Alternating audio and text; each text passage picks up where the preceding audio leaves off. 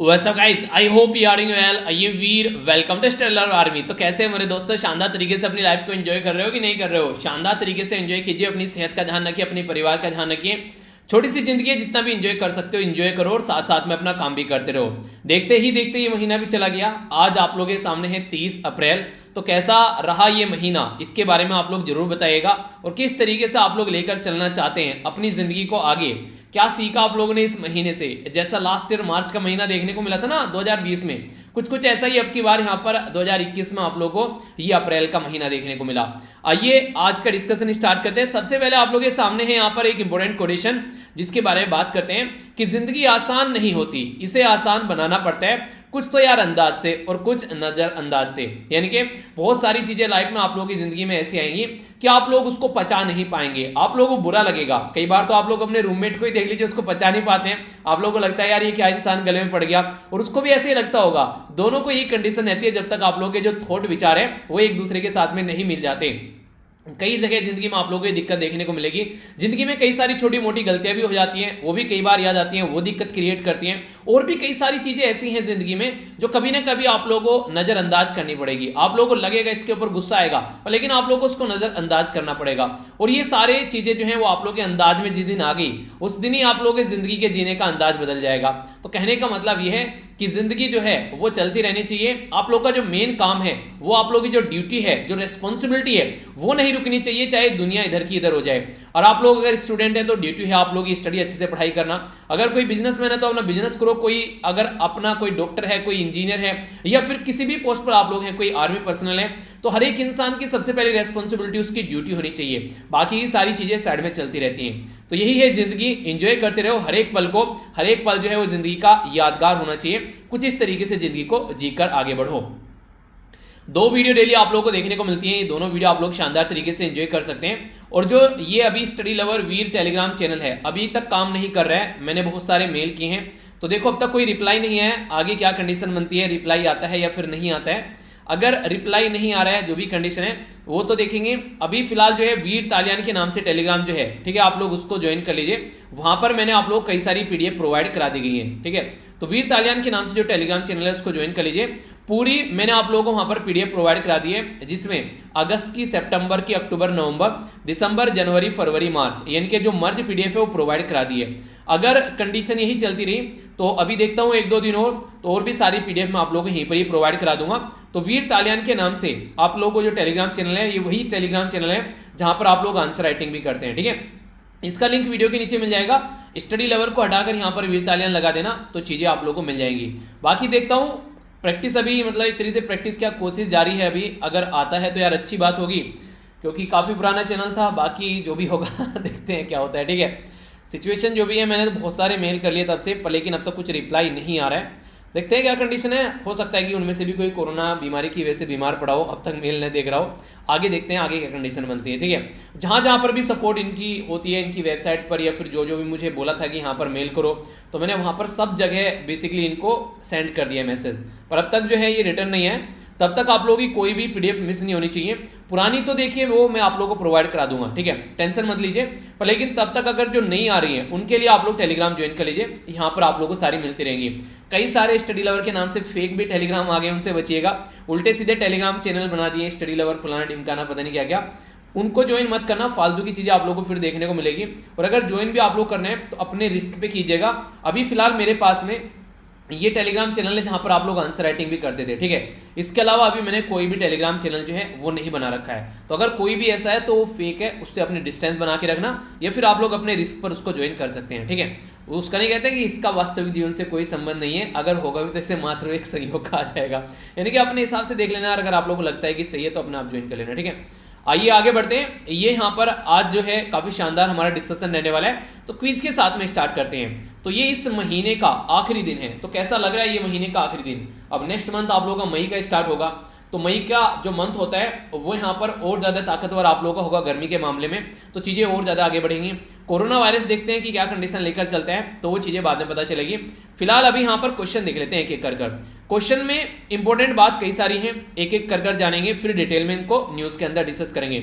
और वीडियो के एंड में जो लास्ट डे का रिवीजन होता है वो देखकर जरूर जाया करो, क्योंकि अगर 24 घंटे के अंदर अंदर चीजों को आप लोग एक बार रिवाइज कर लेते हो तो लंबे समय तक वो आप लोगों के दिमाग में टिक जाती हैं, वरना फिर वही होगा कि एग्जाम में बैठकर सर खुजाओगे और सर खुजाने से हाथों में बाली आएंगे टूट कर फटकर, उसमें आप लोगों को कोई भी क्वेश्चन का आंसर नहीं आएगा। ठीक है, तो इसलिए अच्छे से चीजों को तैयार करके चलो। आयुष्मान भारत दिवस जो है ये 30 अप्रैल को सेलिब्रेट किया जाता है। जो आयुष्मान भारत जो है बेसिकली इसके तहत जो फैसिलिटी प्रोवाइड कराई जाती है यहाँ पर हमारी कंट्री में सिटीजन को, उसके लिए जो डेटा इकट्ठा किया जाता है वो डेटा कहाँ से आता है, यानी कि इनको हम लोग को ये फैसिलिटी देनी है, तो वो डेटा कहाँ से आता है, कौन से राज्य की गवर्नमेंट के द्वारा यहाँ पर ये बेसिकली जन अनुशासन पखवाड़ा ये स्टार्ट किया गया।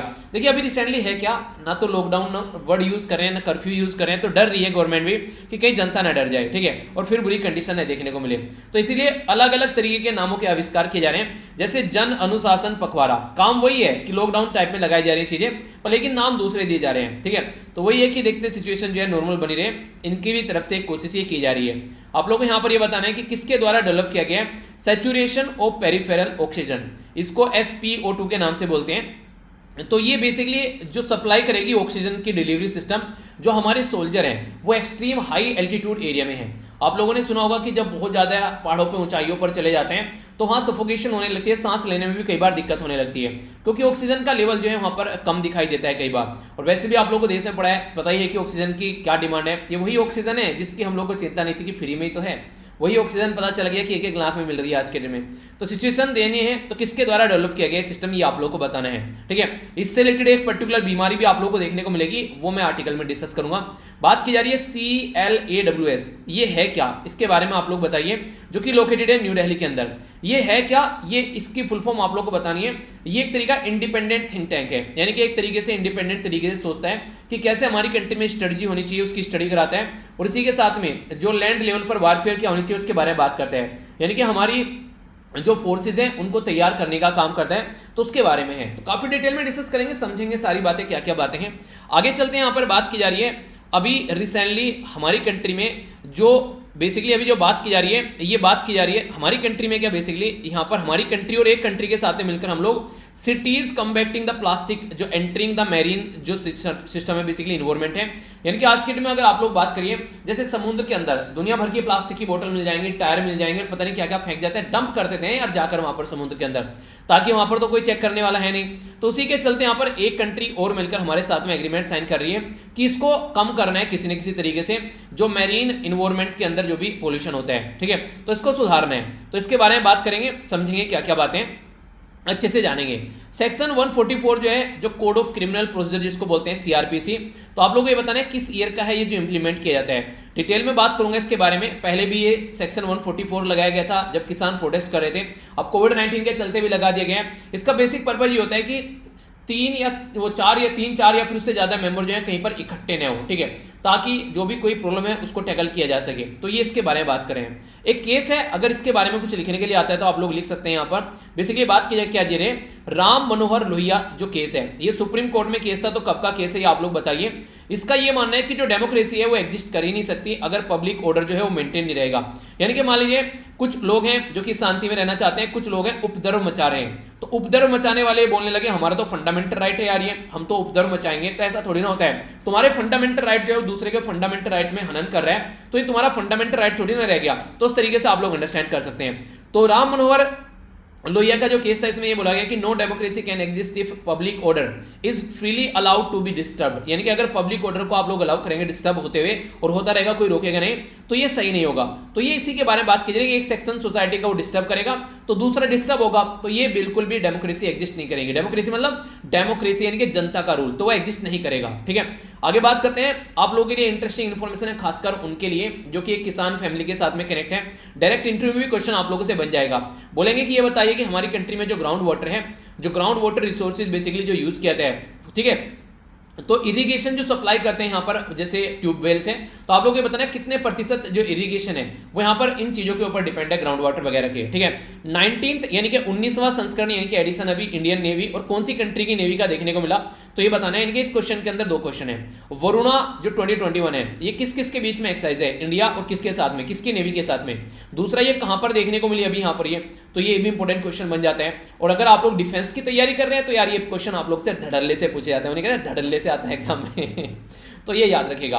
हमारी कंट्री में अगर आप लोगों से पूछे कोई रिलीजियस माइनॉरिटी कितनी है, यानी कि धर्म के नाम पर कितनी माइनॉरिटी है हमारी कंट्री में, तो 6 है टोटल मिलाकर। सबसे बड़ी है यहाँ पर मुस्लिम कम्युनिटी जो रिलीजन के नाम पर, फिर है क्रिश्चियन, फिर है सिख, फिर है बुद्धिस्ट, फिर है पारसी जिनको जोरास्ट्रियन भी बोलते हैं आप लोग। अभी रिसेंटली यहाँ पर जो लेटेस्ट एक और कम्युनिटी ऐड की गई यहाँ पर रिलीजियस माइनॉरिटी में, वो कम्युनिटी कौन सी है वो आप लोग को बताना है। ठीक है, तो ये क्वेश्चन है जिनको डिटेल में हम लोग डिस्कस करेंगे और काफी सारी एक्स्ट्रा इन्फॉर्मेशन भी यहाँ पर जानेंगे। तो टकटकी लगाकर लेक्चर को सुनना बिल्कुल अच्छे से, ताकि वीडियो के एंड में आप लोगों को लगे कि कुछ भी हो यार मजा आ गया। ठीक है, तो वो लगना चाहिए। ओके, आइए आगे बढ़ते हैं। इंपॉर्टेंट डे के साथ में स्टार्ट करते हैं चीजों को। तो इंपॉर्टेंट डे यहां पर बात करें आयुष्मान भारत दिवस। आयुष्मान भारत दिवस जो है ये 30 अप्रैल को सेलिब्रेट किया जाता है। इसका काम क्या है, आखिर क्यों बनाया गया ये, इसलिए बनाया गया क्योंकि हमारी कंट्री में जो मेडिकल सर्विस है उनको अफोर्डेबल बनाना। यानी कि एक इंसान है कि उसके पास में करोड़ों रुपए पड़े हुए हैं, अब भाई साहब वो तो कहां जाएगा, वो तो सीधा फोर्टीज में या फिर अपोलो में जाकर अपना इलाज कराएगा। एक इंसान ऐसा है जिसके पास में घर में ही टोटल मिलाकर 10,000 रुपए पड़े हुए हैं, वही उसकी सैलरी और वही आती है, उससे गुजारा चलता है, तो वो इंसान कैसे काम करेगा।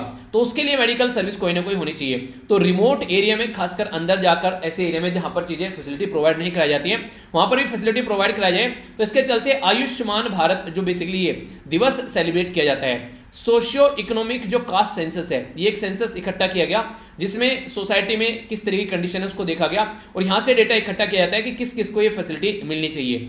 हेल्थ और वेलनेस के बारे में बात करते हैं और प्रोवाइड कराता है इंश्योरेंस कवर। बेसिकली जो गरीब कोई तबका है सोसाइटी में, उसके लिए इंश्योरेंस कवर तैयार कराता है ताकि 5 लाख तक का, ताकि फैमिली में अगर किसी को दिक्कत हो रही है तो उसकी दिक्कत को दूर किया जा सके। आयुष्मान भारत दिवस, ठीक है, keep with your health save your health. ठीक है, तो ये बेसिकली इसकी टैगलाइन टाइप में भी है। तो प्रधानमंत्री जन आरोग्य योजना आप लोगों ने सुना होगा, तो उसी के थ्रू यहाँ पर ये सारी चीजें इंप्लीमेंट की जाती हैं। ठीक है, तो ये बेसिक इन्फॉर्मेशन है, पता होना चाहिए। अगर पता रहेगा तो चीजें आप लोग थोड़ा और अच्छे से समझ पाएंगे। ओके, आइए आगे बढ़ते हैं। ये है आप लोगों के सामने शॉर्ट न्यूज। पहली जो न्यूज यहाँ पर निकल कर आ रही है ये है यहाँ पर जन अनुशासन पखवाड़ा के बारे में, जिसको पब्लिक डिसिप्लिन फोर्टनाइट की बात भी की गई। इसको यानी कि दोनों नाम इसी के हैं। नॉर्मली मैंने आप लोगों को बोला ना कि लोग जो है अभी यहाँ पर डर ना जाए, यहाँ पर अगर बोला जाए कि लॉकडाउन लग गया या फिर कर्फ्यू लग गया, तो ऐसे ऐसे शब्द यूज किए जाते हैं। तो ऐसे ही एक शब्द यूज किया गया राजस्थान गवर्नमेंट के द्वारा रिसेंटली अभी। इसका जो डिसीजन है यहाँ पर ये आया जब केस जो है वो पर डे के हिसाब से 10,000 से भी ज्यादा क्रॉस करने लगे कोविड-19 के, तो लगा यार कंडीशन खराब होने वाली है। तो उसी के टाइम पर कर्फ्यू लगा दिया गया राजस्थान में कि 6 जो पीएम से लेके ये अप्रैल 16 से लेके कि 19 अप्रैल तक चलेगा। उसके बाद में फिर चीजें हालांकि एक्सटेंड भी की जा रही है कई सारे राज्य के अंदर में। तो ये शब्द आप लोग याद रखेगा कि किस राज्य में यूज किया जा रहा है। तो लॉकडाउन कर्फ्यू वगैरह यूज न करके तो ऐसे ऐसे शब्द भी यूज किए जा रहे हैं ताकि सिचुएशन को कंट्रोल किया जा सके। तो ये थी राजस्थान की बात, और राजस्थान है बिल्कुल आप लोगों को देखने को मिलेगा, सुनी सुनी सड़कें पड़ी हुई हैं, सब अपने घरों में है। ठीक है, ये इंपॉर्टेंट न्यूज है, इसके बारे में बात करेंगे, थोड़ा सा अच्छे से सुनिएगा, इसको क्वेश्चन बनने के चांसेस हो सकते हैं इस प्रकार की न्यूज से। ठीक है, तो बात करते हैं यहाँ पर हमारी कंट्री में जो डीआरडीओ, जिसको क्या बोलते हैं आप लोग, defence research and development organisation, तो इसके द्वारा डेवलप किया गया अभी यहाँ पर SpO2 यानी कि ब्लड ऑक्सीजन जो सैचुरेशन है, सैचुरेशन ऑफ द पेरिफेरल जो ऑक्सीजन है उसके बारे में बात की जा रही है। तो ये जो ऑक्सीजन का जो लेवल है, अगर ऊंचाई पर आप लोग जाते हो पहाड़ों पर, पर्वतों पर, तो ऑक्सीजन का लेवल जो है वो कम होना स्टार्ट हो जाता है। तो इसकी वजह से कई सारी दिक्कतें देखने को मिलती हैं, तो उन दिक्कतों को दूर करने की कोशिश की जाती है। तो उसी के चलते यहाँ पर ये फैसिलिटी प्रोवाइड कराई जाएगी ताकि वो प्रॉब्लम देखने को न मिले। कई बार अगर आप लोग की बॉडी में अगर ऑक्सीजन की सप्लाई पूरी नहीं है तो कई सारी दिक्कतें आप लोगों को देखने को मिलेगी, कई सारे सीरियस सिम्टम्स आप लोग यहाँ पर देखने को मिलेंगे। ठीक है, तो उन्हीं को यहाँ पर सुधारने की कोशिश की जाती है इस पर्टिकुलर चीज की हेल्प से। देखिए आप लोगों को पता है पड़ोसी देश चाइना हरकतें करता रहता है कई बार, और इसी के साथ में पाकिस्तान भी कई बार हरकतें करता है, तो उनको रोकना भी है। तो इसके चलते यहाँ पर उनकी जो बेसिकली पोजीशन है वो तो चेंज नहीं की जा सकती, जो सोल्जर हैं जहाँ वो अपनी बेसिकली ड्यूटी कर रहे हैं, तो कुछ ना कुछ सोल्यूशन ढूंढना पड़ता है। तो उसी के चलते यहाँ पर ये सोल्यूशन ढूंढा गया है। तो यहाँ पर अगर ऑक्सीजन की कमी होती है तो सीरियस जो सिम्टम्स देखने को मिलते हैं, जैसे आप लोग देखते हैं यहाँ पर हाइपोक्सीनिया, इसको बोलते हैं हाइपोक्सीनिया। तो ये टर्म भी आप लोग याद रखिएगा, जब ऑक्सीजन का जो लेवल है वो काफी लो हो जाता है तो ये वाली बीमारी यहाँ पर कई बार देखने को मिल जाती है। ठीक है, इसके चलते जो आप लोग की स्किन पर भी इसके असर दिखना स्टार्ट हो जाएंगे। ठीक है, इसी के साथ में यहाँ पर साइनोसिस, जो कि ब्लू साइनोसिस बोला जाता है बेटी, कई सारी मतलब प्रॉब्लम आप लोगों को देखने को मिलने लगी कि ऐसा बोला जा रहा है। देखिए, आप लोग अगर पानी प्रॉपर वे में पीते रहे तो वो भी सही है, नॉर्मल तरीके से। आप लोग तो कई बार जबाई आने लगती है बैठे बैठे, तो जबाई नहीं आनी चाहिए, उसके बारे में एक तो याद रखेगा। उसके चलते क्या होता है, इसका मतलब है कि ऑक्सीजन की कमी है। तो जब भी आप लोगों को लगे जबाई आ रही है तो उसके लिए एक छोटा सा सॉल्यूशन है, आप लोगों को बस ऐसा करना है 1 घंटे के अंदर अंदर, जब भी आप लोग तुरंत 1 घंटे के अंदर अंदर आप लोग कोशिश करनी है अगर जबाई से बचना है कि 10 या 12 जो है गहरी गहरी सांस लेनी है, ऐसे करके। ठीक है, मुंह से आप लोग छोड़ भी सकते हैं सांस को, वैसे नाक से लो, नाक से छोड़ो, कोई दिक्कत नहीं है। तो आप लोगों को 10 गहरी गहरी सांस लेनी है। ठीक है, तो ये 10 गहरी गहरी जो सांस होगी आप लोग के अंदर ऑक्सीजन का लेवल बढ़ाएगी, तो तुरंत देखना आप लोग अच्छा अच्छा फील करेंगे। इवन एग्जामिनेशन हॉल में जब जाकर आप लोग बैठते हैं, वहां पर भी आप लोग पेपर स्टार्ट करने से पहले ये प्रक्रिया कीजिए और बीच बीच में भी इसको दोहराते रहिए, तो आप लोग का जो माइंड है वो अच्छे लेवल पर आंकड़ों का काम करता हुआ नजर आएगा। ठीक है, ये फैक्ट है, इनको इंप्लीमेंट करके देखिएगा, मजा आएगा। ठीक है, आगे चलते हैं। यहाँ पर जो बात की जा रही है centre for land warfare studies, यानी कि एक तरीके से ये सेंटर है जो लैंड के ऊपर यानी कि धरती के ऊपर जो भी वॉरफेयर होती है, यानी कि लड़ाई होती है, उसकी स्टडी करने के बारे में बात करते हैं। सीधी सीधी बात होगी कि हमारी कंट्री में जो फोर्सेज है उनकी हेल्प प्रोवाइड कराएगा। ये ऑटोनोमस थिंक टैंक है, यानी कि एक तरीके से अपने आप स्टडी करता है, क्या क्या दिक्कत हो सकती है उनके बारे में सोल्यूशन ढूंढता है, तो इंडियन आर्मी की हेल्प प्रोवाइड कराता है। अभी इसके द्वारा एक ज्वाइंट इनिशिएटिव स्टार्ट किया गया है Manipal academy of higher education के साथ में मिलकर, जो कि मंगलूर के अंदर है। तो यहाँ पर एक पीएचडी प्रोग्राम रहेगा आर्मी ऑफिसर्स के लिए, यानी कि जो आर्मी ऑफिसर्स हैं उनको पता होना चाहिए यार कैसी क्रिटिकल कंडीशन बन रही है पड़ोस में, तो आगे उसको टैकल किया जा सके। तो उसी के चलते यहाँ पर ये काम किया जा रहा है। तो सेंटर फॉर जो लैंड वॉरफेयर स्टडीज है, ये कहां पर लोकेटेड है, तो ये भी एक इंपॉर्टेंट क्वेश्चन बन जाता है कई बार। ये यहाँ पर न्यू दिल्ली के अंदर लोकेटेड है, यानी कि दिल्ली के अंदर में, जो कि यहाँ पर स्टडी करता है लैंड यानी कि जमीन के ऊपर जो भी लड़ाई होती है। जो यहाँ पर सेंटर फॉर लैंड जो वॉरफेयर स्टडीज है, यहाँ पर ये किसके अंदर रजिस्टर है, यहाँ पर ये सोसाइटी रजिस्ट्रेशन एक्ट है 1860 का, यानी कि अंग्रेजों के जमाने का जेल तो उसके तहत यहाँ पर ये रजिस्टर है। अगर बात की जाए यहाँ पर इनहेंस करता है कि हमारी कंट्री में जो ऑफिसर्स हैं उनके अंदर और प्रोफेशनलिटी आए, खासकर अगर बात करें वॉरफेयर को लेकर। ठीक है, और इक्विप्ड रहे हमारी मिलिट्री के जो लीडर हैं, अगर कोई भी कंडीशन बने उसको टैकल करने के लिए। तो एक तरीके से कहने का मतलब ये कि इन डेप्थ यहाँ पर नॉलेज प्रोवाइड कराई जाती है। इसी के साथ में अगर बात करें, एक इनिशिएटिव है जिसमें सिलेक्शन प्रोसीजर फॉलो किया जाता है प्रॉपर। ठीक है, तो ये इनिशिएटिव स्टार्ट किया जाएगा कि कैसे सिलेक्शन प्रोसीजर करना है और कैसे मैंडेटरी रिसर्च जो बेसिकली और मेथोडोलॉजी यहाँ पर होनी चाहिए उसके चलते। तो यहाँ पर जो ये गाइडलाइन दी गई है बेसिकली, तो यूजीसी भी कनेक्टेड है और इसी के साथ में MAHE यानी कि Manipal academy of higher education जो बेंगलुरु के अंदर है, तो ये मिलकर काम कर रहे हैं। चलिए एक क्वेश्चन छोटा सा पूछ लेता हूं, हालांकि फनी क्वेश्चन है यहाँ पर। ये बेंगलुरु है कहां पर, ये आप लोग बताइए। ठीक है, मुझे याद आ रहा है मैंने आप लोग इसके बारे में बताया भी था, कई बार जिक्र करते रहते हैं बीच बीच में भी। तो यहाँ पर ये इसका लोगो भी है जो आप लोग यहाँ पर देखते हैं, centre for land warfare studies. ठीक है, आगे बढ़ते हैं। आगे बात की जा रही है यहाँ पर इंटरनेशनल न्यूज के बारे में। तो इंटरनेशनल न्यूज क्या बात कर रही है, ये काफी प्यारी न्यूज है। इंडिया और जर्मनी मिलकर दोनों क्या काम कर रहे हैं, ये बेसिकली जो भी अगर आप लोग समुद्र के अंदर देखेंगे तो वहां पर काफी लार्ज स्केल पर प्लास्टिक वगैरह पड़ी रहती है। तो ये वो प्लास्टिक होती है जो यूज एंड थ्रो वाली होती है, यानी कि बोतल पी फिर तुरंत फेंक दी उसको पीकर। ठीक है, तो उसकी वजह से दिक्कत देखने को मिल जाती है। तो आप लोगों ने देखा होगा कि यहाँ पर जो बोतलें हैं वो अगर फेंक दी जाती हैं तो फिर इनको निकालकर इनको साफ कर फिर से इनके अंदर पानी डालकर इनको बेसिकली यूज कर लिया जाता है, तो वो दिक्कतें देखने को मिलती है। तो ये आप लोगों ने जो देखा होगा इसके अंदर बोला भी जाता है, नॉर्मली आप लोगों ने इसके बारे में सुना भी होगा कई बार, कि जो ढक्कन है इसका वो अगर हम लोग मोड़कर इसके अंदर डाल दें, ठीक है, तो फिर इसको कोई यूज नहीं कर पाएगा। तो वो सिचुएशन है। पर लेकिन फिर भी अगर इसको फेंका जा रहा है समुद्र के अंदर तो पॉल्यूशन तो ये फिर भी फैलाएगी, तो इसके बारे में कुछ ना कुछ हम लोग को जुगाड़ करना पड़ेगा। तो इसी के चलते इंडिया और जर्मनी जो है वो मिलकर काम कर रहे हैं। ठीक है, तो आप लोग बोलोगे सर जर्मनी कहाँ पर है, जर्मनी दिखा दो। तो आइए जर्मनी लेकर चलते हैं, हिटलर की कंट्री में लेकर चलता हूं आप लोगों को। तो जर्मनी यहाँ पर आप लोग देखते हैं यूरोप के अंदर एक कंट्री है, यूरोपियन यूनियन का पार्ट भी है जर्मनी। तो जर्मनी एक काफी इंपॉर्टेंट कंट्री है, यूरोपियन यूनियन का काफी एक लीडर मेंबर आप लोग बोल सकते हैं। हमारी कंट्री के साथ में अगर मिलकर काम कर रहे हैं तो हमारी कंट्री को काफी फायदा देखने को मिलेगा।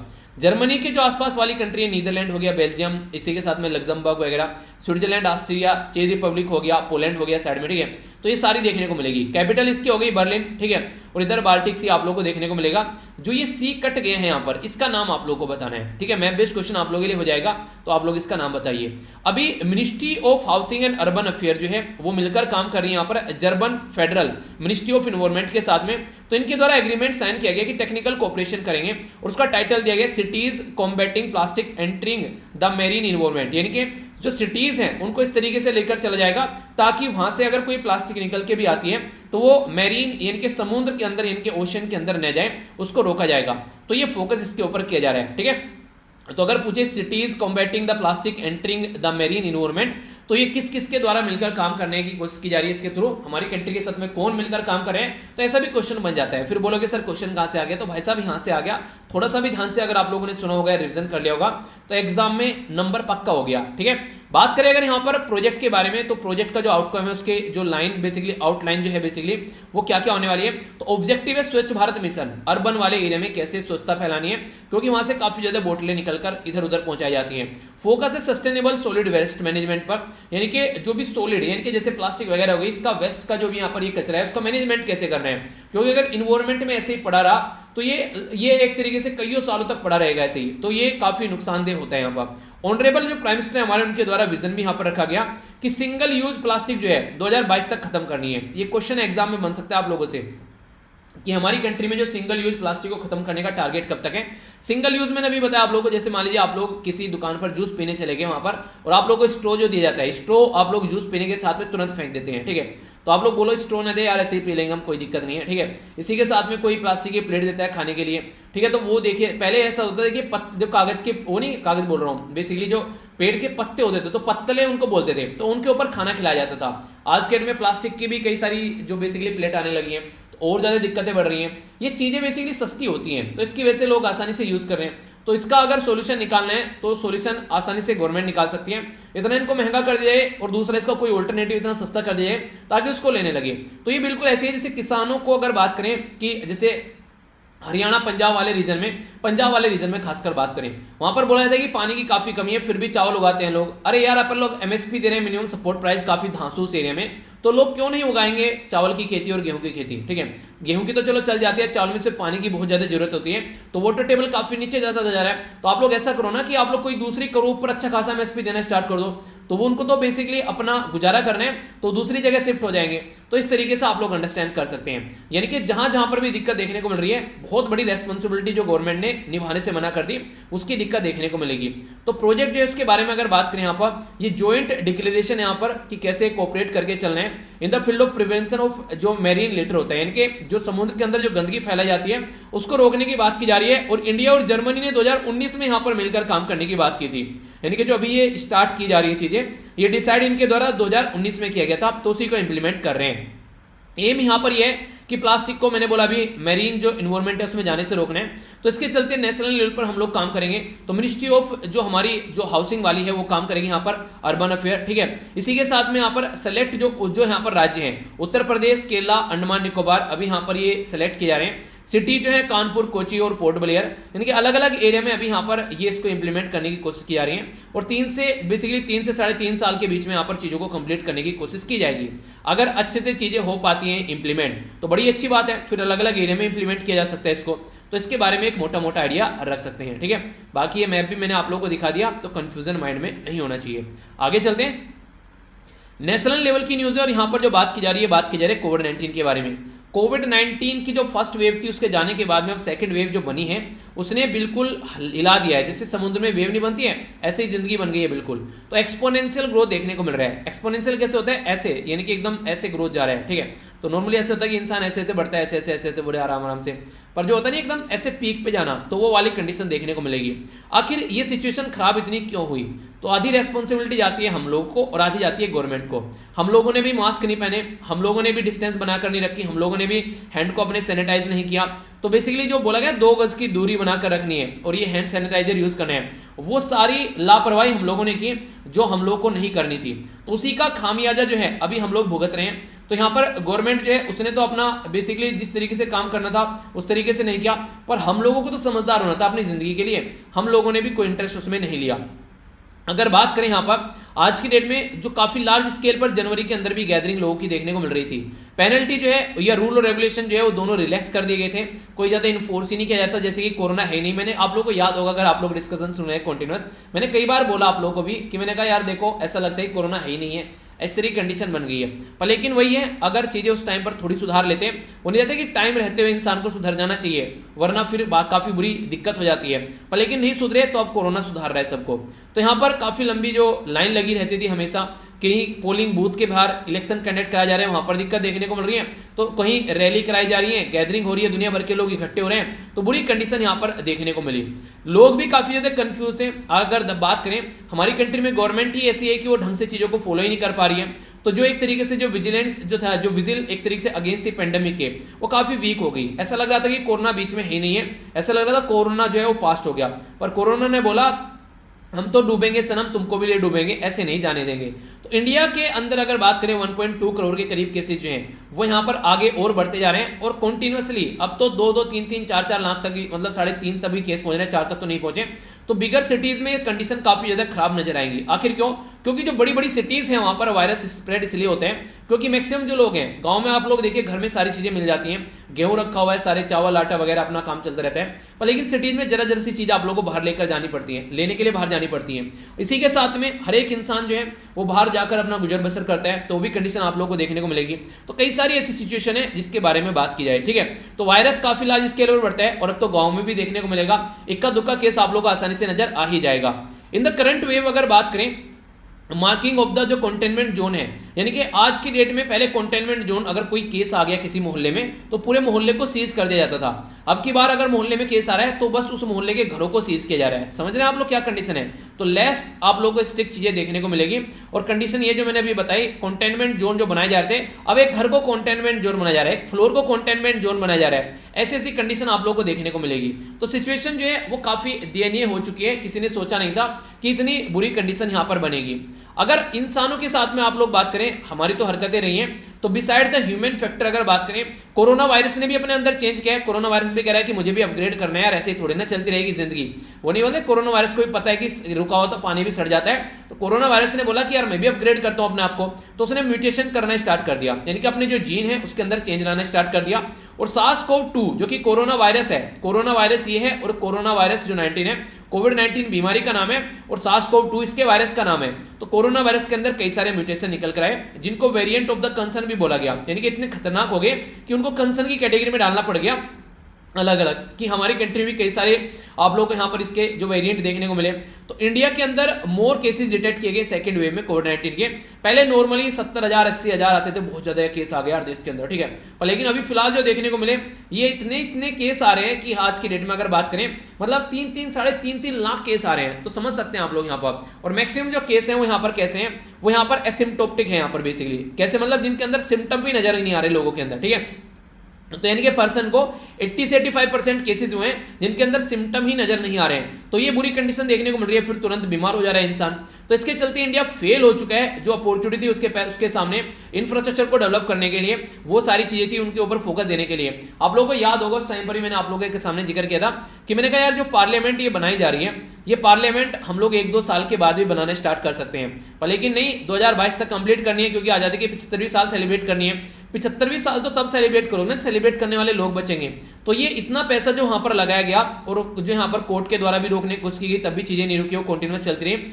अगर वो सारा फोकस जो है हम लोग यहाँ पर लगा देते हेल्थ के ऊपर, इंफ्रास्ट्रक्चर डेवलप करते हैं, मार्च से लेकर अब तक का हम लोग अप्रैल में खड़े हुए हैं, अप्रैल भी चला गया, पूरा 1 साल हो गया इन चीजों को, फिर भी वही चीजें चल रही हैं। तो कभी भी हॉस्पिटल के अंदर ऑक्सीजन की कमी नहीं पड़ती, बेड की कमी नहीं पड़ती। अगर 1 साल के अंदर अंदर हम लोग कुछ यहाँ पर जो पैसा वहां पर लगाने की बात की जा रही है, वो पैसा यहाँ पर लगाते हैं। आप लोग की क्या राय है इसके बारे में? ये मत बोलना कि गवर्नमेंट को क्रिटिसाइज कर रहे हो। गवर्नमेंट को क्रिटिसाइज नहीं कर रहे हैं, गवर्नमेंट कोई भी हो, यहाँ पर इंसान की जिंदगी सबसे ऊपर होनी चाहिए। पर लेकिन इलेक्शन को देख लो आप लोग, उसको देखा ही नहीं गया उस तरीके से। कहीं ना कहीं कई सारी जगह पर गलतियां हुई हैं, और वही गलतियों का देखिए, हर एक इंसान अगर कोई गलती करता है ना यार, उसको उसका खामियाजा कभी ना कभी भुगतना पड़ता है। तो यही कंडीशन आप लोग यहाँ पर भी अंडरस्टैंड कर सकते हैं। अब पूरा देश पूरे देश को खामियाजा भुगतना पड़ रहा है इन सब चीजों का, तो जो कि सोचने के लिए मजबूर करता है कि कहाँ है और कहाँ पहुंच गए, ठीक है। स्टेट के बारे में यहाँ पर ये न्यूज है, ये बेसिकली बात की जा रही है सेक्शन 144 के बारे में। आखिर न्यूज में क्यों आप लोग ये बोलोगे? तो भाई साहब न्यूज में से इसलिए है क्योंकि गुरुग्राम, जिसको गुड़गांव आप लोग बोलते थे, इसके अंदर अभी रिसेंटली यहाँ पर इसको इंपोज कर दिया गया कोविड-19 के केसेस बढ़ने के चलते। तो सेक्शन 144 जो है कोड ऑफ क्रिमिनल प्रोसीजर, ये 1973 है, जिसके हिसाब से हम लोग इसको इंप्लीमेंट करते हैं। तो सेक्शन 144 बेसिकली बोलता क्या है? ये बोलता है कि यार जो भी बेसिकली ये क्या क्या काम करता है, ये कई बार तो यूज किया जाता है टेलीकम्युनिकेशन सर्विस को कंट्रोल करने के लिए, इंटरनेट को भी शट डाउन कर दिए जाते हैं, जहां सेक्शन 144 लगा दिया जाता है। सेक्शन 144 यहां पर ये बोलते हैं कि 4 या फिर 4 से ज्यादा लोग जो हैं वो एक जगह इकट्ठे नहीं होने चाहिए, ठीक है, तो उनको एक जगह इकट्ठे नहीं होना है। तो यहाँ पर ये इंपोज करता है अर्जेंट, जो बेसिकली कोई कंडीशन ऐसी बनती है, ठीक है, कोई खतरा अगर लगता है, कोई ऐसा इंसिडेंट अगर हो जाता है तो इसकी वजह से सोसाइटी में ट्रबल देखने को मिले, ठीक है, लाइफ और प्रॉपर्टी डैमेज हो सके, तो अगर कोई लगता है कि माहौल ऐसा कुछ होने वाला है यहाँ पर, तो उस टाइम पर यहाँ पर सिचुएशन को कंट्रोल करने के लिए बेसिकली ये सेक्शन लगा दिया जाता है 144 कोड ऑफ क्रिमिनल प्रोसीजर का, ठीक है, तो कोड ऑफ क्रिमिनल प्रोसीजर का ये सेक्शन यूज किया गया। इसी के चलते अगर बात करें यहाँ पर, ये ऑर्डर जो है ये पास किया गया अगेंस्ट इंडिविजुअल या फिर जनरल पब्लिक, यानी कि पर्टिकुलर तो इंडिविजुअल को नहीं करना है कोई ऐसी हरकतें, और जनरल पब्लिक के लिए भी यहाँ पर है। ये इसका फायदा क्या होता है, अगर इसको कहीं पर लगा दिया जाता है तो लगभग 2 महीने तक यहाँ पर इंप्लीमेंट रहता है। अगर कोई दिक्कत हो गई वहां पर तो उसको शांति में कन्वर्ट करने की कोशिश की जाती है, ताकि सोसाइटी में चीजें होच पोच न हो जाएं, तो इसलिए यहाँ पर इसको लगाया जाता है। ये 2 महीने के लिए तो लगता है, पर लेकिन इसको 2 महीने के टाइम पीरियड में इसको बढ़ाकर 6 महीने तक मैक्सिमम आप लोग ला सकते हैं, 6 महीने से ज्यादा नहीं बढ़ेगा यहाँ पर ये। तो यहाँ पर जो सिचुएशन है यहाँ पर ये नॉर्मल हो जाती है, लगभग 6 महीने का तो टारगेट ये मानकर चलते हैं कि 6 महीने में तो ऐसा पार्लियामेंट के 2 सेशन भी होने लगते हैं, ठीक है, दूसरा सेशन। तो सेक्शन 144 जो है यहाँ पर ये यहाँ पर विड्रॉ कर लिया जाता है। उसके बाद में सेक्शन 144 और कर्फ्यू में कई बार आप लोग कंफ्यूज देखने को मिलता है, ठीक है, तो सेक्शन 144 जो है वो 4 या 4 से ज्यादा लोगों को यहाँ पर एक जगह कॉन्सेंट्रेट न होने से मना करता है। पर कर्फ्यू का मतलब क्या है कि हर एक इंसान को अंदर रहना है। कई बार तो ऐसा होता है कि बाहर निकले तो गोली मार दो, ठीक है, तो पर्टिकुलर पीरियड के लिए कर्फ्यू लगा दिया जाता है, इसका मतलब हर एक को अंदर रहना है। कर्फ्यू जो है वो ज्यादा टाइट होता है सेक्शन 144 केस में। सेक्शन 144 लगा हुआ, आप लोग अकेले घूम सकते हैं, आप लोग गैदरिंग नहीं कर सकते, यानी कि 3-3 4-4 लोग नहीं घूम सकते आपस में, पर लेकिन सेक्शन कर्फ्यू लगने के बाद में आप लोग अकेले भी घर से बाहर नहीं निकल सकते हैं।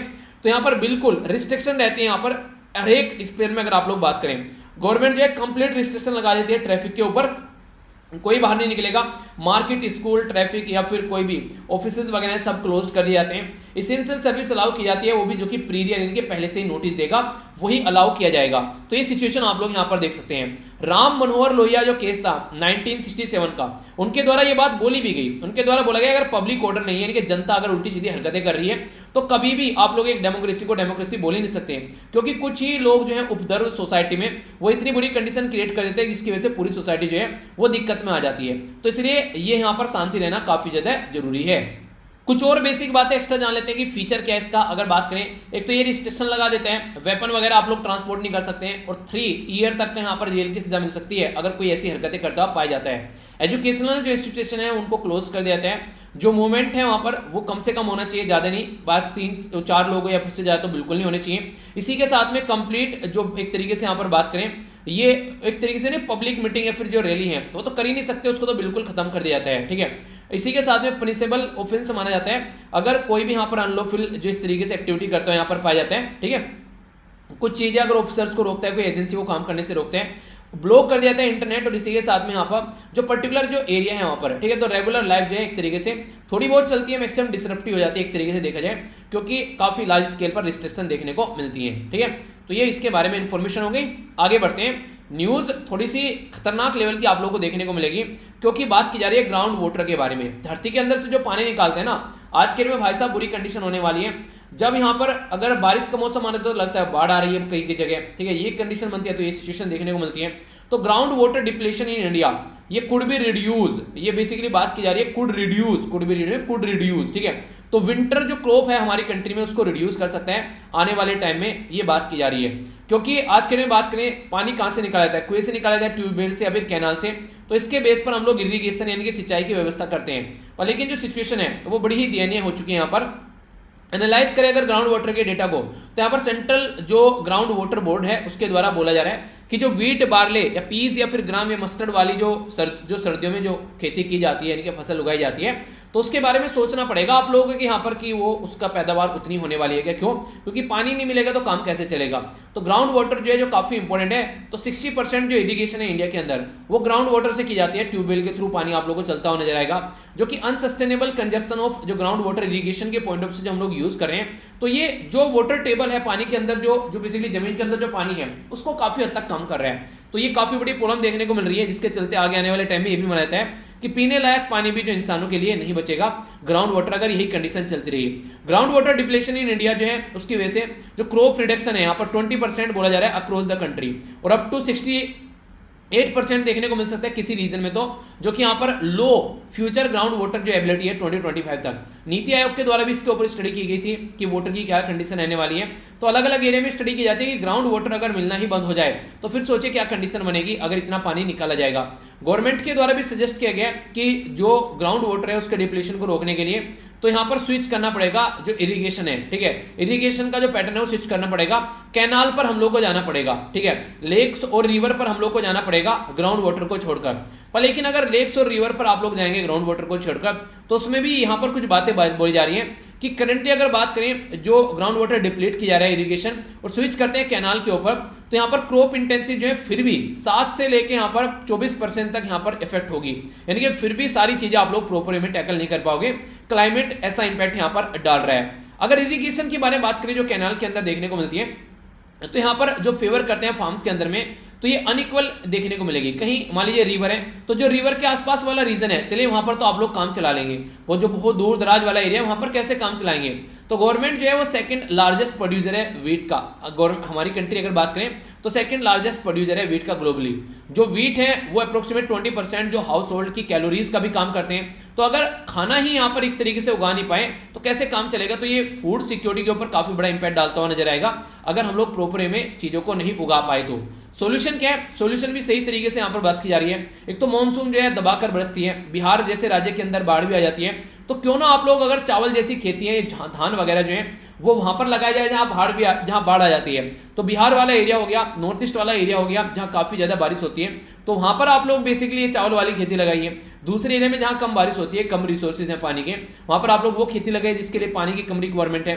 तो वो सारी चीजें हैं और गवर्नमेंट को भी अपनी स्ट्रेटजी चेंज करनी पड़ेगी। एमएसपी यहाँ पर अलग अलग एरिया में अलग अलग हिसाब से दो, यानी कि जिस राज्य के अंदर में मान लीजिए पानी कम है तो वहां पर उन क्रॉप्स के लिए एमएसपी दो जो कि पानी कम वाली क्रॉप्स होती हैं, ठीक है, तो वो आप लोग समझ सकते हैं। दूसरे इरिगेशन के मेथड आप लोग स्प्रिंकलर या फिर ड्रिप इरिगेशन लगा सकते हैं, उनका पानी का छिड़काव करना या फिर उसी पेड़ के पौधे के जड़ों में पानी जाना जिसके लिए रिक्वायरमेंट है, तो वो भी काम कर सकते हैं। स्विच करना लेस वाटर इंटेंसिव क्रॉप से, यानी कि एक तरीके से वो भी जो मैंने अभी बताया कि जहां पानी की रिक्वायरमेंट ज्यादा होती है उसको छोड़कर आप लोग लो वाटर रिक्वायरमेंट पर चलो, खासकर जहां पानी की कमी है, तो ये भी चीज आप लोग देख सकते हैं। तो कई सारी ऐसी चीजें हैं जो आप लोग इंप्लीमेंट कर सकते हैं, पर लेकिन कंडीशन क्या है, इंप्लीमेंट कौन करे तो वो भी बात है, तो उसी के बारे में बात की जा रही है।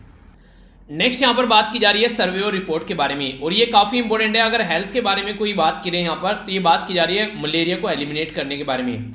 मलेरिया जो कि एक मच्छर जनित बीमारी होती है यहाँ पर, उसको कैसे एलिमिनेट करना है। तो ये आज से नहीं काफी लंबे समय से एफर्ट डाला जा रहा है यहाँ पर WHO के द्वारा भी, और फिर से उसी के बारे में यहाँ पर बात की जा रही है। मलेरिया एलिमिनेशन जो यहाँ पर इसका टाइटल जो दिया गया यहाँ पर, zeroing in on malaria elimination, तो ये रिलीज किसके द्वारा किया गया ये रिपोर्ट टाइटल का, तो वर्ल्ड हेल्थ ऑर्गेनाइजेशन के द्वारा। तो क्वेश्चन डायरेक्ट आप लोगों से ये भी पूछा जा सकता है कि ये जो यहाँ पर zeroing in on malaria elimination ये किसके द्वारा रिपोर्ट है, ये वर्ल्ड हेल्थ ऑर्गेनाइजेशन के द्वारा रिपोर्ट है। वर्ल्ड मलेरिया डे 25 अप्रैल को ये एवरी ईयर सेलिब्रेट किया जाता है। Reaching the zero malaria target ये 2021 की थीम रखी गई है और वर्ल्ड हेल्थ ऑर्गेनाइजेशन के द्वारा आइडेंटिफाई किया गया 25 कंट्रीज को, इनको यहां पर बेसिकली पोटेंशियली इरेडिकेट करना है मलेरिया को 2025 तक का अंडर E2025 इनिशिएटिव के, यानी कि E200 ये आप लोग 2025 या फिर 2025 इनिशिएटिव आप लोग इसको बोल सकते हैं। तो मलेरिया जो है वो एक लाइफ थ्रेटनिंग बीमारी है, यानी कि इंसानों की जान लेकर भी जा सकती है। तो ये बेसिकली आप लोगों को देखने को मिलेगी जो ब्लड जो बेसिकली मॉस्किटो, ये जो लाइफ थ्रेटनिंग मॉस्किटो जो बोन ब्लड डिजीज है यहाँ पर ये प्लाज्मोडियम पैरासाइट, ये इंपॉर्टेंट है, आप लोगों से कई बार पूछा जाता है कि किसकी वजह से, तो प्लाज्मोडियम पैरासाइट है यहाँ पर ये। और नॉर्मली आप लोग अफ्रीका, साउथ अमेरिका या फिर आप लोग एशिया में बोले तो काफी लार्ज स्केल पर ये बीमारी आप लोगों को देखने को मिलेगी जो कि काफी सारे लोगों को नुकसान पहुंचाती हुई नजर आती है। चलिए आप लोगों को डॉक्टर बनाता हूं, इसके बारे में कुछ और डिटेल में आप लोगों को बताता हूं। बेसिकली बात की जा रही है जो पैरासाइट है वो किसकी वजह से यहाँ पर स्प्रेड होता है, जब कोई मच्छर, और मच्छर में फीमेल, यानी कि जब कोई औरत मच्छर काटती है तो तो यहाँ पर तब यहाँ पर ये प्रॉब्लम देखने को मिलती है। तो फीमेल यहाँ पर यानी कि एनोफिलीज मॉस्किटो जब काटती है तो तब यहाँ पर ये बीमारी देखने को मिलती है। जब ये काट लेती है तो उसके बाद में बॉडी में एंटर कर जाती हैं चीजें। तो यहाँ पर जो पैरासाइट है इनिशियली वो आप लोगों के लीवर सेल के साथ में मल्टीप्लाई करेगा और बाद में ये अटैक करेगा आप लोगों के जो रेड ब्लड सेल जिसको आरबीसी बोलते हैं, ठीक है। तो उसकी वजह से आप लोगों की बॉडी में प्रॉब्लम नजर आएगी। नॉर्मली 5 तरीके के पैरासाइट आप लोगों को देखने को मिलते हैं, पर दो जो खतरनाक लेवल के होते हैं उनमें 2 हैं। एक तो यहाँ पर प्लाज्मोडियम, ये है फ्लेसिपेरम, और दूसरा है प्लाज्मोडियम विवेक्स, ठीक है। तो ये 2 वो हैं जिनकी वजह से थ्रेट काफी ज्यादा रहता है। जैसे ये काटते हैं फीवर, फ्लू लाइक इलनेस आप लोगों को देखने को मिलेगी। कई सारी और प्रॉब्लम आप लोगों को देखने को मिलेगी, सेकी चिल्स, हेड्स, जो बेसिकली हेडेक देखने को मिलेगा, मसल में भी प्रॉब्लम रहेगी, और थका थका तो बॉडी यार बेसिकली वो तो हर जगह देखने को मिलेगा यार कोई बीमारी है। इंटरेस्टिंग और इंपॉर्टेंट बात यहाँ पर ये कि ये एक तरीके प्रिवेंटेबल और क्योरेबल डिजीज है, यानी कि आप लोग इसको प्रिवेंट भी कर सकते हैं और क्योर भी कर सकते हैं। तो मलेरिया की दवाई के बारे में बात करूं, मैंने बोला था ना कि डॉक्टर बनाऊंगा, तो दवाई के बारे में बता देता हूं। तो यहाँ पर इसको बेसिकली जो इनिशिएट किया गया RTS, तो यहाँ पर बेसिकली RTS तो बेसिकली ब्रांडेड है यहाँ पर, जिसका नाम रखा गया मॉस्क्योरिक्स। तो ये ब्रांडेड नेम है मॉस्क्योरिक्स बेसिकली, जो कि अप्रूव की गई यूरोपियन मेडिसिन जो एजेंसी है उसके द्वारा 2015 में। WHO के द्वारा ये एफर्ट मैंने बताया था काफी लंबे समय से किया जा रहा है बीमारी को कैसे खत्म कर रहे हैं। पहले इनके द्वारा E2020 इनिशिएटिव रखा गया, अब E2025 कर दिया इसको, क्योंकि पहले तो जो इनिशिएटिव रखा था वो अचीव नहीं कर पाए, तो इसके चलते यहां पर इसको फिर आगे बढ़ा दिया गया। तो zeroing in on malaria elimination, ये बेसिकली जो WHO के द्वारा इनिशिएटिव स्टार्ट किया गया था, ये स्टार्ट ही किया गया था 2020 में, पर लेकिन अब लगा कि यार चीजें अचीव नहीं कर पाए, तो फिर इसको 2025 कर दिया है, ताकि आगे और 5 साल के लिए टाइमलाइन तैयार करके इसको फिर से जो भी दिक्कत हो, जहां जहां पर क्या प्रॉब्लम आई है, उसको सही तरीके से सुधारा जा सके। तो WHO जो है और इसी के साथ में जो इट्स पार्टनर है वो मिलकर काम करते हैं। तो ये तो हो गई इंटरनेशनल लेवल की बातें। आइए अब थोड़ा घर की बातें कर लेते हैं। अगर बात करें इंडियन काउंसिल ऑफ मेडिकल जो रिसर्च है उसके द्वारा स्टेब्लिश किया गया मलेरिया एलिमिनेशन रिसर्च, ये अलायंस इंडिया के अंदर में। तो आप लोगों से पूछे मेरा इंडिया क्या है, तो मेरा इंडिया यानी कि मेरा भारत महान, तो मेरा भारत महान यानी कि मलेरिया एलिमिनेशन रिसर्च जो अलायंस है इंडिया, ठीक है। तो इसको याद रखिएगा, मुझे नहीं लगता कि अब आप लोग भूलोगे। ये जो एक तरीका यहाँ पर जो इकट्ठा हो रहे हैं सब, जो एक तरीके यहाँ पर कोग्लोमेरेशन जो यहाँ पर देखने को मिल रहा है, ये मलेरिया कंट्रोल के लिए है सारी चीजें, ठीक है। तो WHO से नींव रखी गई, फिर आगे चीजें चल रही हैं, तो हमारी कंट्री में पूरा प्रोग्राम चल रहा है। तो इसके बारे में ये हो गई बेसिक इन्फॉर्मेशन, मुझे नहीं लगता कि कोई डाउट होना चाहिए। अब आइए तो आगे बढ़ते हैं, इसी बात पर बात करते हैं डिफेंस के बारे में। अब तो मच्छर से बीमारी के बारे में बात की, अब आइए डिफेंस के बारे में बात करते हैं। डिफेंस से यहाँ पर बात की जा रही है, यहाँ पर वरुणा 2021 वरुणा। तो आप लोगों ने सुना होगा वरुण जो होते हैं वो बारिश के देवता होते हैं, उन्हीं के नाम पर इस एक्सरसाइज का नाम रखा गया है। तो ये एक नेवल एक्सरसाइज है जो कि इंडिया और फ्रांस के बीच में देखने को मिलती है, और 19वां संस्करण इसका अभी अरेबियन सी में देखने को मिला। तो अगर आप लोगों को मैप अगर थोड़ा याद हो अपनी कंट्री का, तो इधर आप लोग देखने को मिलेगा अरेबियन सी, और इधर हो गया बे ऑफ बंगाल। तो इस साइड में यहाँ पर ये इसका 19वां संस्करण देखने को मिला, जो रिसेंटली यहाँ पर हमारी कंट्री की साइड से अगर बात करें तो, ठीक है। तो ये यहाँ पर जो 19वां संस्करण है, इसमें इंटरेस्टिंग चीजें कई सारी आप लोगों को देखने को मिलेगी। एक ऐसी कंट्री जिसके द्वारा पहली बार पार्टिसिपेट किया गया, तो ऐसे क्वेश्चन पूछ ले जाते हैं। तो फर्स्ट टाइम पार्टिसिपेट किया गया यूनाइटेड अरब एमिरेट्स के द्वारा, ठीक है, वरुणा एक्सरसाइज में पार्टिसिपेट किया, ठीक है। तो ये इंपॉर्टेंट है। बाकी कुछ और बातें यहाँ पर earlier this year naval exercise जो देखने को मिली, जिसका नाम था ला पैरोयूज, ठीक है। तो ये फ्रांस के द्वारा लीड की गई, जिसमें USA, ऑस्ट्रेलिया और जापान भी था। आप लोगों को पता है अगर आज के डेट में अगर आप लोग बात करते हैं क्वाड ग्रुप में, तो USA, ऑस्ट्रेलिया और जापान और इंडिया है, ठीक है। तो फ्रांस यहाँ पर अगर पार्टिसिपेट कर रहा है एक्सरसाइज के अंदर, तो इस तरीके से आप लोग समझिए कि फ्रांस की भी कई सारी टेरिटरी है इंडियन ओशन के अंदर में, ठीक है। तो उसके चलते भी काम किया जाता है फ्रांस के द्वारा, जहां मौका मिलता है वहीं पार्टिसिपेट करता है। तो ये तो एक्सरसाइज जो ऐसी है फ्रांस के द्वारा लीड की जा रही है। तो और भी इंपॉर्टेंट चीज हो जाती है। इंडिया और फ्रांस की जो नेवीज है इनके द्वारा बोला गया था 1993 में, चलो यार कुछ अच्छा करते हैं, ठीक है। तो यानी कि ये कुछ चेंज करते हैं। 2001 में जो ये चेंज था, इसका नाम इनके द्वारा वरुणा दिया गया, यानी कि पहले ये नाम वरुणा नहीं था, बाद में नाम दिया गया। इसी के साथ में जो पार्टनर नेवीज है उन्होंने मिलकर काम किया कि फ्रीडम करनी है, सेफ सीज होने चाहिए, ऐसा नहीं कोई भी आकर कुछ भी दादागिरी चला रहा है। और इंडो जो पैसिफिक रीजन है उसके अंदर भी यहाँ पर एक रूल बेस्ड ऑर्डर होना चाहिए जो इंटरनेशनल लॉ के हिसाब से काम करे, ये नहीं कि कोई भी रायता फैला रहा है चाइना की तरह, तो उससे डिस्टेंस बनाकर रखनी है। एक और इंपॉर्टेंट बात यहाँ पर देखने को मिली, जो वरुणा है वो ज्वाइंट एक्सरसाइज है यहाँ पर, जिसमें फ्रांस और इसी के साथ में स्ट्राइकर ग्रुप, जिसको यहाँ पर कैलीमेंसिस, ठीक है। तो इसका नाम दिया गया 2021 मिशन। तो ये जो मिशन है यहाँ पर, ये बेसिकली इसमें बेसिक काम ये है कि किस तरीके से यहाँ पर जो फ्रांस की नेवी है मेडिटेरेनियन सी में, या फिर आप लोग बोले यहाँ पर गल्फ और इंडियन ओशन या फिर अरेबियन सी में, यहाँ पर ये कैसे यहाँ पर कनेक्ट कराती है, तो उसके चलते मिलकर काम किया जाता है। यानी कि फ्रांस जो है वो आप लोग कई जगह पार्टिसिपेट करता हुआ नजर आएगा। ठीक है, इसी के साथ में यहाँ पर ये स्ट्राइकर ग्रुप जो है ये इसके साथ में मिलकर काम किया जाए, तो पार्ट है यहाँ पर फ्रांस का जो करियर है यहाँ पर स्ट्राइकर ग्रुप, तो उसके साथ में कनेक्ट किया जा रहा है वरुणा को। ठीक है, तो ये क्लीमेंसियो बोलेंगे बेसिकली इसको, क्लीमेंसियो। ठीक है, तो क्लीमेंसियो 2021 जो मिशन है यहाँ पर ये, तो इसके बारे में मैंने अभी आप लोगों से बात की। अगर बात करें फ्रांस की नेवी, तो यहाँ पर ये अलग अलग एरिया में काम करती है, क्योंकि कई सारे रीजन में फ्रांस के एरिया भी देखने को मिलेंगे। गोल यही है कि यार एक तरीके से स्ट्रेटेजिक जोन मिलकर काम कर सके, नेवीज पार्टनरशिप में काम कर सके और इंडियन ओशन में भी काम कर सके, क्योंकि इंडियन ओशन में तो फ्रांस के वैसे भी टेरिटरी है। तो यहाँ पर जो कैरियर स्ट्राइकर जो ग्रुप है यहाँ पर ये यहाँ पर ISIS यानी कि Islamic state of Syria and Iraq, तो उनके ऑपरेशन को भी कंट्रोल करने के लिए ये काम करता है। ठीक है, तो ये भी एक इंपॉर्टेंट पॉइंट है जो कि याद रखिएगा। तो ऐसी चीजें भी कई बार एग्जाम में पूछ ली जाती हैं। ठीक है, तो नाम क्या है, क्लीमेंसियो। ठीक है, तो ये 2020 मिशन है, तो ये फ्रांस कैरियर जो स्ट्राइकर ग्रुप आप लोग बोल सकते हैं। ओके, प्यारी न्यूज है और थोड़ा सा डिटेल में बातें करूंगा, कंफ्यूजन माइंड में बिल्कुल नहीं होना चाहिए। बात करेंगे यहाँ पर किसके बारे में, नेशनल कमीशन फॉर माइनॉरिटी के बारे में। माइनॉरिटी के बारे में बात की जा रही है, तो पहले तो आप लोगों को माइनॉरिटी के बारे में पता होना चाहिए। हमारी कंट्री में अगर मोटे मोटे तौर पर मैं आप लोगों को माइनॉरिटी के बारे में बताएं, तो यहाँ पर अगर आज तक देखिए 5 माइनॉरिटी हुआ करती थी। 1983 में फर्स्ट स्टैट्यूटरी नेशनल कमीशन बनाया गया, जिसमें मुस्लिम, क्रिश्चियन, सिख, बुद्धिस्ट, जोरास्ट यानी कि पारसीज, उनको नोटिफाई किया गया माइनॉरिटी। फिर आगे चल के लगा यार इनको 2014 में चकसुगुले, तो लगा यार जैन कम्युनिटी को भी माइनॉरिटी कम्युनिटी में डालते हैं। तो आप लोगों से पूछे ये किस बेस पर माइनॉरिटी है, तो याद रखना ये रिलीजियस के नाम पर माइनॉरिटी है। तो अगर आप लोगों से पूछे हमारी कंट्री में टोटल मिलाकर कितनी रिलीजियस माइनॉरिटी है, तो टोटल मिलाकर 6 रिलीजियस माइनॉरिटी है। तो कोई भी कंफ्यूजन माइंड में नहीं। ठीक है, आगे चलते हैं, डिटेल में समझते हैं न्यूज में क्यों है। दिल्ली हाईकोर्ट के द्वारा अभी डायरेक्ट किया गया सेंट्रल गवर्नमेंट को कि जो भी खाली पोस्ट पड़ी हुई है यार माइनॉरिटी कमीशन के तहत, यार उनको फिल करो, काफी लंबे समय से खाली पड़ी हुई है। तो उसको बोला गया कि 31 जुलाई 2021 तक मुझे ये सीट जो है वो फिल होनी चाहिए। ठीक है, वरना मुझसे बुरा कोई नहीं होगा। 1978 में माइनॉरिटी कमीशन जो था वो यहां पर लाया गया मिनिस्ट्री ऑफ होम अफेयर के द्वारा। मिनिस्ट्री ऑफ होम अफेयर के द्वारा ये संभालना बस की नहीं रहा, तो इसके द्वारा फिर मिनिस्ट्री जो यहाँ पर बेसिकली आगे जो ट्रांसफर कर दिया गया, तो यहाँ पर डिटैच कर दिया गया मिनिस्ट्री ऑफ होम अफेयर से और उसको प्लेस कर दिया गया यहाँ पर मिनिस्ट्री ऑफ वेलफेयर के अंडर में। ठीक है, इसके चलते यहाँ पर एक्सक्लूड कर दिया गया इसके अंदर से जो लिंग्विस्टिक माइनॉरिटी है उसको, फिर आगे चलकर 1988 में, तो यहाँ पर 1992 में फिर नेशनल जो कमीशन फॉर माइनॉरिटी स्टेब्लिश किया गया 1992 में, जिसको एक स्टैट्यूटरी स्टेटस भी दिया गया और उसके चलते यहाँ पर ये बॉडी बनकर सामने आ गई। यानी कि एक्ट बन गए तो सीधी सीधी बात है, पार्लियामेंट से पास हो गया तो स्टैट्यूटरी पोजीशन अपने आप ही मिल जाएगी।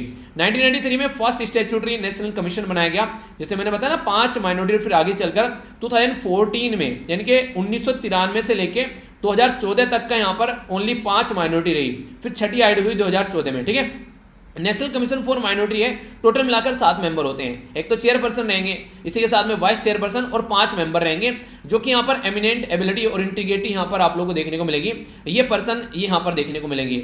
जो टेन्योर है यहाँ पर, ये ऑफिस जो में रहेंगे 3 साल तक रहेंगे यहाँ पर, जिस दिन से ऑफिस में एंट्री की उस दिन से 3 साल तक। माइनॉरिटी जो है यहाँ पर ये कम्युनिटी नोटिफाई की जाती है सेंट्रल गवर्नमेंट के द्वारा कि हाँ ये माइनॉरिटी है।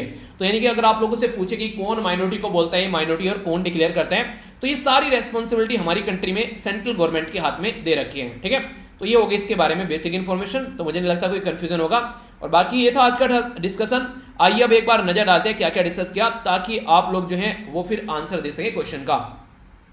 सबसे पहले हम लोगों ने कोटेशन देखी, उसके बाद में हम लोगों ने इंपॉर्टेंट डे देखा और यहाँ पर फिर हम लोगों ने देखी शॉर्ट न्यूज।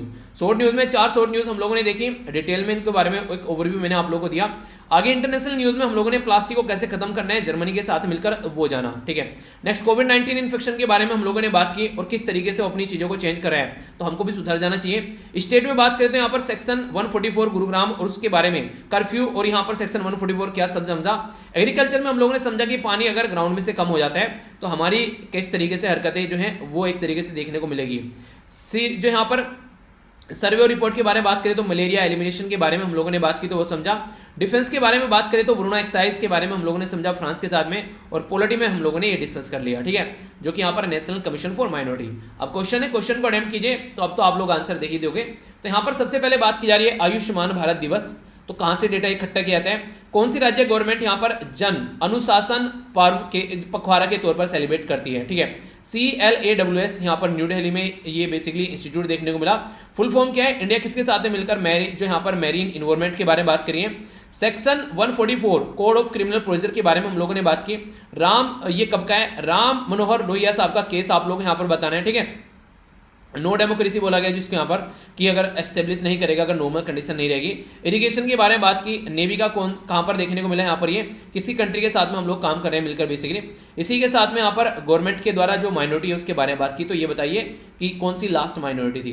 क्वेश्चन है कुछ, इनके आंसर आप लोग देख लीजिए एक बार, ताकि बेसिकली ये रिविजन कर लेते हैं थोड़ा सा लास्ट डे का। तो नेशनल जो बेसिकली हमारी नेशनल बोल रहा हूँ, बेसिकली जो नैनो मैगजीन है उसमें जो लास्ट डे का थोड़ा रिवीजन कर लेते हैं। आरबीआई के द्वारा एडवाइजरी पैनल बनाया गया जो यूनिवर्सल और माइक्रो फाइनेंस बैंक के लिए, तो उसके हेड किसको बनाया गया। चाइना ने किस कंट्री को बोला कि यार जो फालतू की चीजें हैं वो ओशन में मत डालो, पैसिफिक ओशन में। तो एक न्यूक्लियर पावर प्लांट में दिक्कत देखने को मिली जिसकी वजह से न्यूज निकल कर आई। तो ये न्यूक्लियर पावर प्लांट का नाम बताइए। कौन सी मिनिस्ट्री डिजास्टर मैनेजमेंट एक्ट को इंप्लीमेंट करती है। आप लोग यहाँ पर ये बताना है ब्रूसेलोसिस जो जूनोटिक बीमारी है, यानी कि जो एक ऐसी बीमारी है इंसानों से जानवरों में और जानवरों से इंसानों में फैलती है, यानी कि जानवरों से इंसानों में फैलती है नॉर्मली, तो ठीक है जानवरों से इंसानों में फैलती है। कहाँ पर अभी देखने को मिली, माल्टा फीवर या फिर मेडिटेरेनियन फीवर किसका नाम है। जो फर्टिलाइजर सबसे ज्यादा यूज कौन सा होता है, TFL, ये किस किस का ज्वाइंट वेंचर है हम लोगों ने देखा था, इसकी फुल फॉर्म आप लोगों को बतानी है। यहाँ पर किस कंट्री के प्रेसिडेंट जो है जिनकी रिसेंटली अभी डेथ होगी, और FACT ये क्या है, इसके द्वारा यहाँ पर ये हरकतें की गई। तो ये है क्वेश्चन जिनके आंसर आप लोग को देने हैं। एक एक कर आंसर देखते हैं। रिजर्व बैंक ऑफ इंडिया के द्वारा जो कमेटी बनाई गई, बेसिकली कमेटी का एक तरीका पैनल था यहाँ पर, तो ये था यहाँ पर श्यामलाल गोपीनाथ जी की अध्यक्षता में, ठीक है। चाइना के द्वारा बोला गया फुकुशिमा न्यूक्लियर पावर प्लांट के अंदर जो भी यहाँ पर जो पानी है उसको मत डालिए क्योंकि उसमें काफी न्यूक्लियर मटेरियल मिला हुआ है, नुकसान पहुंचा सकता है। Ministry of home affair Amit Shah ji के अंडर में तो डिजास्टर मैनेजमेंट एक्ट 2005 का है, याद रखना। केरला के बारे में बात करें तो यहाँ पर बात देखने को मिली ब्रूसेलोसिस डिजीज के बारे में। ब्रूसेलोसिस को यहाँ पर माल्टा फीवर या फिर इसको मेडिटेरेनियन फीवर के नाम से भी जानते हैं। यूरिया सबसे ज्यादा यूज होता है हमारी कंट्री में। तिलचर फर्टिलाइजर जो लिमिटेड है वो यहाँ पर ज्वाइंट वेंचर है PSUs का, जिसमें आप लोगों को Rashtriya chemical fertiliser, GAIL India limited, Coal India limited, fertiliser corporation of India देखने को मिलेंगे। चैड के प्रेसिडेंट जिनका नाम था इदरिस देबे, तो इनको रिसेंटली अभी मारा गया, लंबे समय से यहाँ पर ये पावर में थे। बात करें यहाँ पर बात की जा रही है बेसिकली, यहाँ पर बात की जा रही है कि फ्रंट फॉर चेंज एंड जो कॉनकॉर्ड, ये आप लोगों को देखने को मिलेगा एक पॉलिटिकल मिलिट्री ऑर्गेनाइजेशन है चैड के अंदर में। और ऊपर क्वेश्चन क्यों नहीं दिखाइए, अच्छा है, तो चैड लेक के बारे में। तो चैड लेक जो है यहाँ पर ये है विक्टोरिया लेक। तो विक्टोरिया लेक के बाद में सेकंड लार्जेस्ट लेक जो है वो चैड लेक है, जो हम लोगों ने देखी भी थी, ठीक है। तो ये है टोटल आज का डिस्कशन। मैं आशा करता हूँ शानदार तरीके से आप लोगों ने इसको एंजॉय किया होगा। टेलीग्राम स्टडी लवर वीर नहीं है, अभी यहाँ पर रिकवर नहीं हुआ है, देखते हैं कब तक रिकवर होते हैं। अभी आप लोग वीर तालियान के नाम से जो है टेलीग्राम, ठीक है, तो वो आप लोग देख लेना, वहां से आप लोग अपनी PDF जाकर डाउनलोड कर लेना, ठीक है। तो वीर तालियान के नाम से टेलीग्राम का लिंक मैं नीचे दे दूंगा। सारी चीजें फिलहाल वहीं पर ही मिल रही है जब तक ये टेलीग्राम वापस आता है। तो अगर लेक्चर पसंद आता है तो फीडबैक देकर जरूर जाइए, पसंद नहीं आता है तो डिसलाइक करना और कमेंट बॉक्स में बताना डिसलाइक क्यों किया, ताकि लेक्चर को इंप्रूव कर सकूं, ठीक है। तो नेक्स्ट लेक्चर में मिलता हूं, बड़ों को नमस्ते, छोटों को प्यार, छोटी सी लाइफ एंजॉय करा, तब तक के लिए जय हिंद।